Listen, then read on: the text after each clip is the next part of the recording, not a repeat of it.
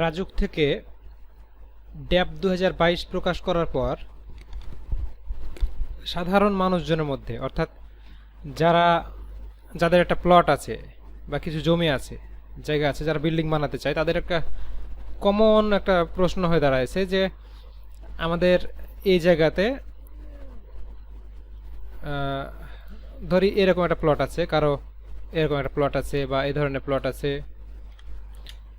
অথবা ছোট প্লট, বড় প্লট, যে কোনো প্লট হতে পারে, সেটা লম্বা প্লট, যেমনই হোক না কেন, কারো একটা প্লট আছে।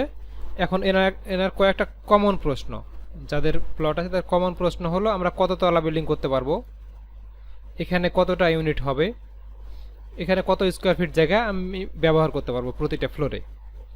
এই প্রশ্নগুলো আসলে বর্তমানে যে ড্যাব ২০২২ প্রকাশ করা হয়েছে, ২২ থেকে ৩৫, এই ড্যাব প্রকাশ করার পরে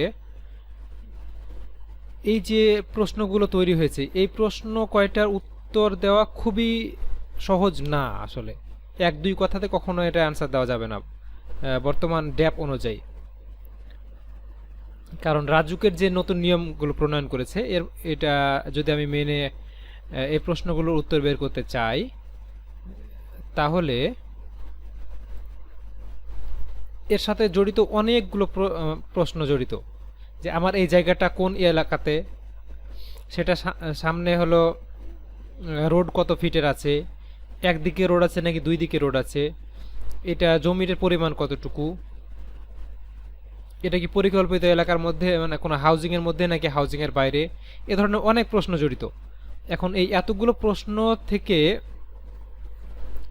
কারণ রাজুকের যে তার আগে একটু জিনিস দেখাই, রাজুকের যে ড্যাবটা প্রকাশ করা হয়েছে, এখানে অনেকগুলো ফার জড়িত। এখানে দেখেন, এখানে যদি একটু বোঝার চেষ্টা করেন, এই ফার এই জিনিসটা আসলে অনেক ক্রিটিক্যাল মনে হবে আপনাদের যারা হলো নতুন।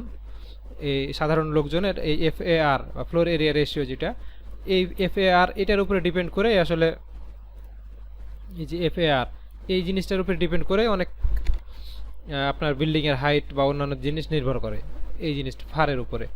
এখন একটু সহজভাবে যদি বলি যে আমাদের এই FAR এই জিনিসটার উপরে নির্ভর করতেছে আমার বিল্ডিংয়ের, এই যে যে প্রশ্ন তিনটে দেখালাম, এই তিনটে প্রশ্নের অ্যান্সার। এখন এই FAR বা ফার যেটা বলতেছি, এই ফারের মধ্যে আবার অনেকগুলো প্রকারভেদ করা হয়েছে রাজুকের এতে।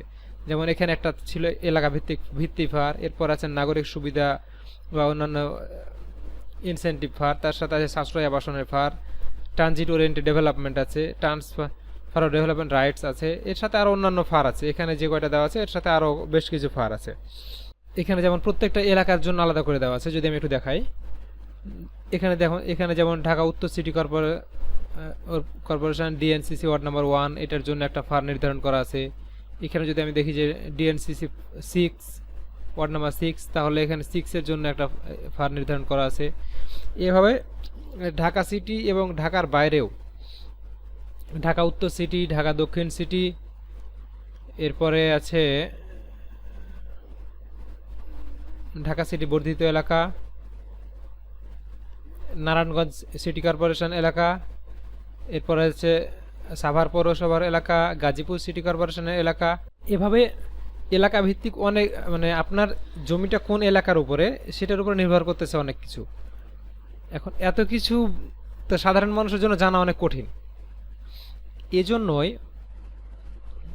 আমরা আসলে চিন্তা করেছি যে এই যে প্রাথমিক যে হেল্পটুকু, মানে প্রাথমিক তথ্য দিয়ে যে সহায়তা, অনেকের এই প্রাইমারি যে ধারণাটা, এই প্রাইমারি ধারণাটা দেওয়ার জন্যই আসলে আমরা একটা উদ্যোগ নিয়েছি, যেটাতে আমি একটা লিঙ্ক দিয়ে দিচ্ছি আপনাদেরকে। এই লিঙ্কে কমেন্টে এবং হলো ডেসক্রিপশনে লিঙ্ক দিয়ে দিচ্ছি। এই লিঙ্কে আপনি প্রবেশ করলে এরকম একটা ফর্ম পাবেন। এখানে যদি আপনি আপনার নাম, ফোন নাম্বার এবং জমির পরিমাণ, ওয়ার্ড নাম্বার, জমির সামনের হলো রাস্তার বাহু কতটুকু, রাস্তার যে পাশের সম্মুখ বাহু কতটুকু, অন্যান্য বাহুর দৈর্ঘ্য এবং রাস্তার প্রস্থ, এই যে প্রাইমারি যে তথ্যগুলো দিয়ে যদি আপনি ফর্মটা সাবমিট করেন, তাহলে আমাদের একজন প্রতিনিধি, মানে আমরা আপনাকে এই প্রাইমারি ইনফরমেশনটা দিয়ে হেল্প করতে পারি।